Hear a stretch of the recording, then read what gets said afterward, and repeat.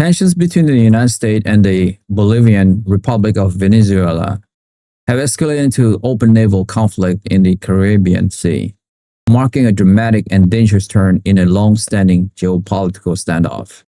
The crisis erupted when a United States Navy destroyer, the USS James E. Williams, was targeted by a Venezuelan anti-ship missile systems following a prolonged period of heightened military alerts from both nations. According to statements from United States Southern Command, the Venezuelan military fired two Chinese-made C-802 anti-ship missiles from a coastal defense battery located on the Paraguaná Peninsula.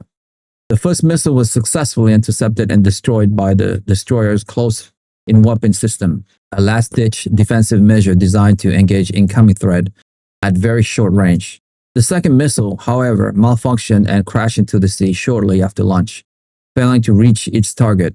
The U.S. Navy vessels was operating in international waters but within Venezuela's self-declared exclusive economic zone, conducting what U.S. officials describe as a freedom of navigation operation to challenge what they deem excessive maritime claim by the government of President Nicolas Maduro. The incident represents the first time a Venezuelan force has directly engaged a U.S. warship with lethal intent, crossing a threshold that many security analysts had long warned could trigger a full-scale military confrontation. The immediate American response was swift and devastating. President Donald Trump, in consultation with Secretary of Defense Peter Hegseth and National Security Advisor Tulsi Gabbard, authorized a retaliatory strike. U.S. Navy F/A-18 Super Hornet aircraft operating from the aircraft carrier USS George H.W. Bush conducted a precision bombing raid on the missile launch site, completely destroying the battery and its associated radar systems. In a nationally televised address from the Oval Office, President Trump stated that the strike was a proportionate and necessary response to an act of war against the United States Navy. He further declared a full naval blockade of Venezuela, ordering the U.S. Navy to interdict and board any vessel suspected of carrying military cargo to Venezuelan ports.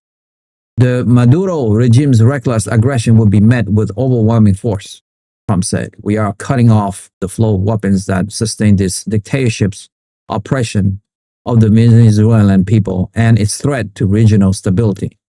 The blockade effectively places Venezuela under a state of siege, with severe implications for its ability to import vital goods, including food and medicine. Alongside military hardware, the United States has notified the United Nations Security Council of its action under Article 51 of the UN Charter, which affirmed the right to self-defense. The international community has reacted with profound alarm, fearing a new major war in the Western Hemisphere. The United Nations Secretary General has called for an immediate de-escalation and return to dialogue, but these pleas have so far gone unheeded. Russia and China, both major economic and military partners of the Maduro government, have issued blistering condemnations of the U.S. blockade. The Russian Foreign Ministry denounced it as an illegal act of piracy and a blatant violation of international law and convened an emergency sessions of the UN Security Council to address the crisis. China, Venezuela's largest creditor, warned of severe consequences for regional stability. Conversely, key U.S. allies in the region, including Colombia and Brazil, have expressed support for the American right to self-defense while cautiously urging restraint to avoid a wider war. The Organization of American States is deeply divided, with member states fracturing along familiar ideological line. The European Union has called for an immediate ceasefire and the initiation of diplomatic talks, but its influence in this particular confrontation is considered limited. The situation is further complicated by the presence of Russian military advisors and advanced weaponry on Venezuelan soil, raising the terrifying specter of a direct clash between nuclear-armed powers. The root of this conflict lies in the protracted political and humanitarian crisis within Venezuela and the long-standing U.S. policy of seeking regime change in Caracas. The Trump administration, like its predecessors, has refused to recognize the legitimacy of Nicolas Maduro's presidency, instead recognizing opposition leader Juan Guaido's as the legitimate interim president in 2019. Years of crippling U.S. economic sanctions have devastated Venezuela's oil-dependent economy, exacerbating hyperinflation, and mass migration. The Maduro government has increasingly relied on military and financial support from Russia, China, and Iran to survive.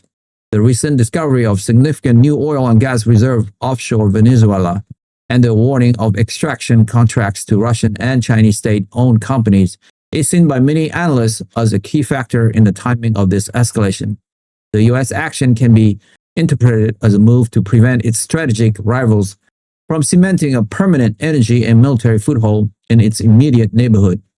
For the people of Venezuela, the outbreak of open hostilities promises to deepen an already catastrophic humanitarian situation.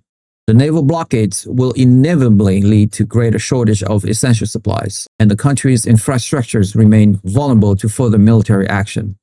The region now holds its breath, watching to see if this clash remains a contained naval engagement or spiral into a full-scale invasion and a proxy war with global implications.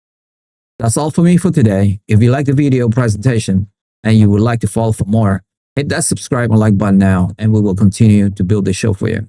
Thank you to all of you guys who have subscribed. It means a lot to me. Thank you so much. I will see you soon. Bye for now.